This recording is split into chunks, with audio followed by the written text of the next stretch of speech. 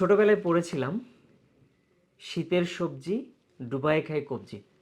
কিন্তু আপনি যদি ব্যথায় আক্রান্ত হয়ে থাকেন, আপনার জন্য কিছু সবজি আছে যে শীতের কালে খেতে পারবেন না। আপনি যদি গিটে রোগ অথবা গাউটি আর্থাইটিস বা গাউট রোগে ভুগে থাকেন, বা কারো কারো ক্ষেত্রে আমরা হাইপার ইউরেসিমিয়া বলে থাকি, অর্থাৎ ইউরিক অ্যাসিডের লেভেল যদি নর্মাল লেভেলের চেয়ে অনেক বেশি হয়, তাহলে এই সবজিগুলো আপনার খাওয়া যাবে না। সাধারণত এই ব্যথাগুলো আমাদের পায়ের আঙ্গুলে বা হাতের আঙ্গুলে, ইভেন শরীরের অনেক জায়গায় হতে পারে আর কি। সাধারণত এই ব্যথাগুলো শীতকালে তীব্রতা বেড়ে যায়, বিশেষ করে বিভিন্ন ধরনের সবজি খেলে এটা বেড়ে যায়। সাথে সাথে লাল মাংস, আমরা যদি ডাল জাতীয় খাবার খাই, এগুলো বেড়ে যায়। তাহলে আমরা জেনে নিই কোন সবজিগুলো আমরা খেতে পারবো না।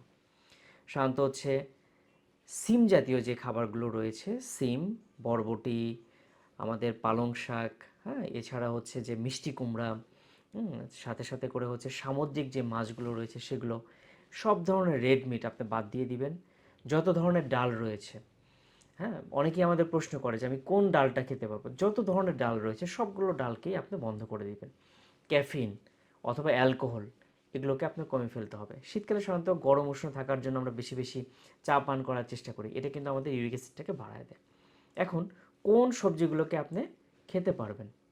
অবশ্যই আপনি খেতে পারবেন লাউ, খেতে পারবেন পেঁপে, খেতে পারবেন শশা, খেতে পারবেন বিট, খেতে পারবেন গাজর, এবং আপনি খেতে পারবেন ছোট ধরনের যে কোনো ধরনের মুরগি খেতে পারবেন।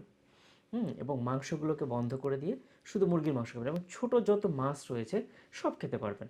সামুদ্রিক মাছ খাওয়া যাবে না, ঠিক আছে?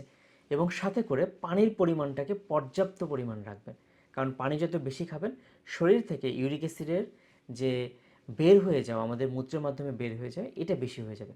সুতরাং এই নিয়মগুলো যদি আপনি মেনে চলেন, তাহলে শীতকালে আপনিও কবজি ডুবায় সবজি খেতে পারবেন, কিন্তু স্পেসিফিক সবজিগুলোই খাবেন, যে এই সবজিগুলো আপনার জন্য রিকমেন্ড করে দিয়েছি। ধন্যবাদ সবাইকে।